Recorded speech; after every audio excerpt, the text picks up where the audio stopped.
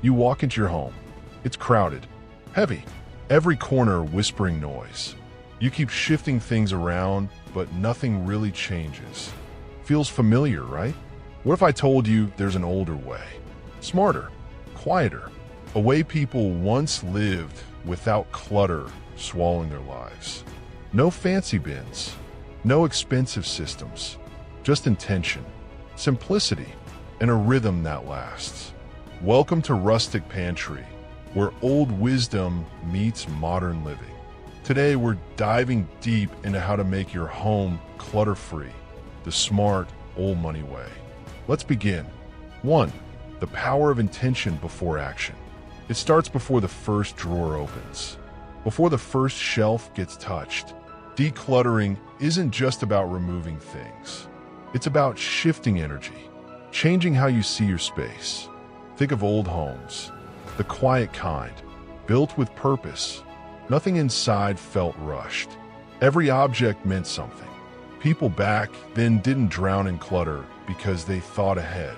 They didn't fill every inch of their homes with noise. They worked with intention. That's where you begin. Not with trash bags, with your mind. Ask yourself, why do I want this home clutter-free? Is it for peace? For control? For beauty? The answer matters, because once you know it, your actions follow. Suddenly the process doesn't feel like cleaning. It feels like creating a legacy. 2. Declutter by zones, not by random bursts. Imagine walking into a mansion. Not modern, old, classic. Each space has a role, a mood. They never attacked clutter like a storm. They worked in sections. One room, one corner, slowly, calmly. This is where people make mistakes today. They jump from the kitchen to the closet to the bathroom, all in 1 hour.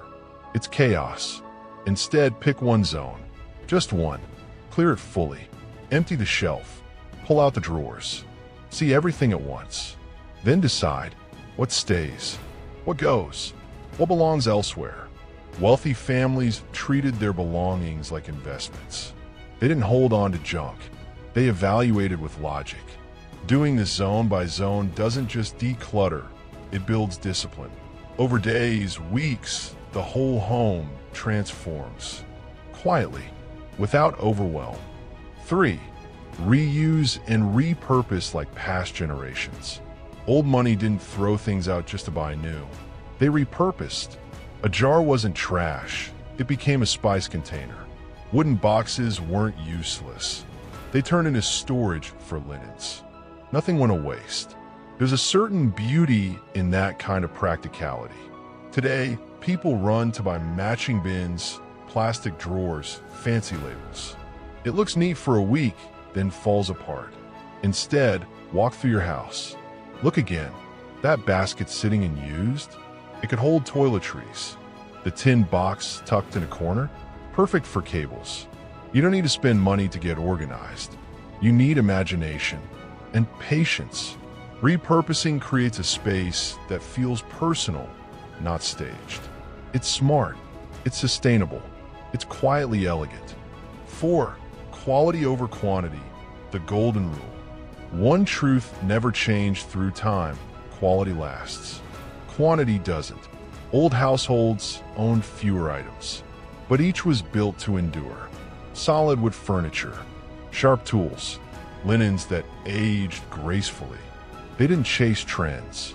They built around timelessness. You can do the same. Keep fewer clothes, but better made.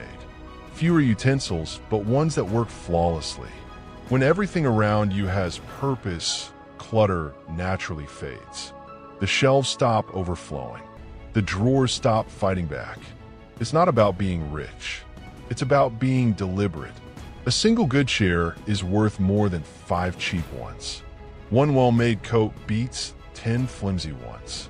Fewer things, stronger presence. That's the secret. 5. Storage that breathes. Picture a closet with space between hangers.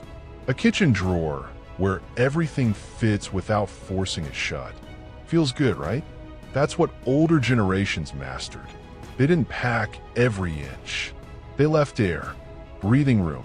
Because clutter isn't just about how much you own. It's about how tightly you squeeze it together. Overstuffed spaces make even beautiful homes feel chaotic. So clear until there's space left. Real space. A little gap on the shelf. A drawer that closes easily. This isn't wasted room. It's elegance. It's control. When your storage breathes, so do you. Suddenly, cleaning becomes easier. Finding things becomes natural. And your home looks like it belongs to someone who thinks ahead. 6. Seasonal rotation the old way. There was a time when wardrobes weren't bursting all year. Winter coats had their season. Light linens had theirs. The rest went into storage. Carefully folded. Protected. Out of sight. This seasonal rotation wasn't just tradition. It was strategy. It kept living spaces simple. Uncluttered. Focused. You could bring this back. When summer ends, store the beachwear. When winter's over, tuck the heavy layers away.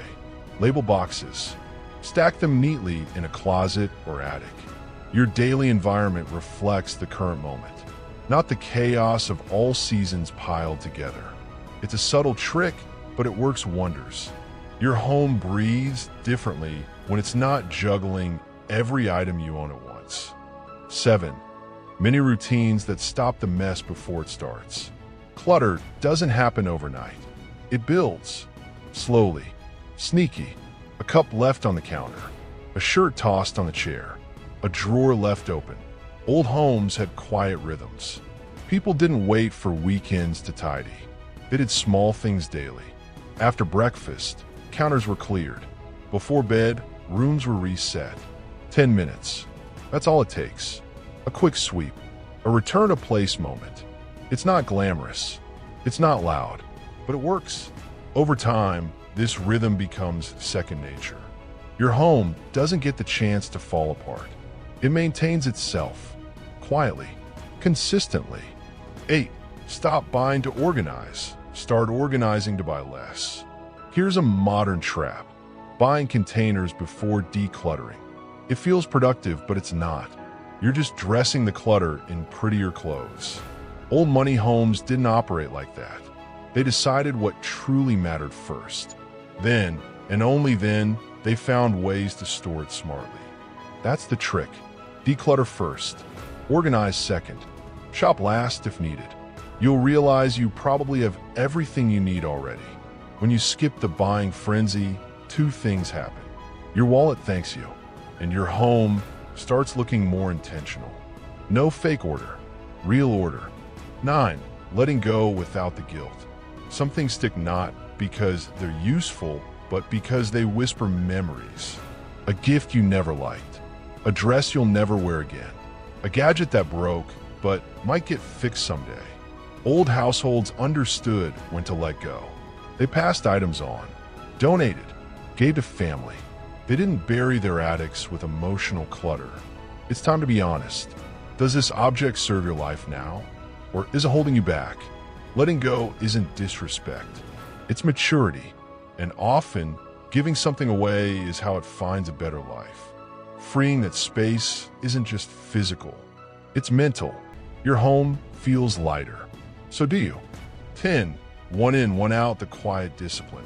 Decluttering isn't a one-time event. It's maintenance. Control. The old way was simple. For every new thing that entered the house, something left. A balance. No mindless piling. Bought a new shirt? An old one goes. Added a new book? Donate one you're done with. It's quiet discipline. And over time, it keeps clutter from sneaking back. No endless reorganizing. No sudden overwhelm. Just steady order. This rule seems small, but it's powerful. It builds a home that grows with you, not against you. Take a step back. Look at your home again. It doesn't have to feel overwhelming. You don't need to spend to get control. You need to think differently. Declutter like the old households did. Slowly, intentionally, with quiet discipline. Your space can breathe again. And so can you. If you felt a spark of inspiration today, make sure to subscribe to Rustic Pantry. We're bringing timeless living back, one corner at a time. Stay steady, Stay simple. See you in the next one.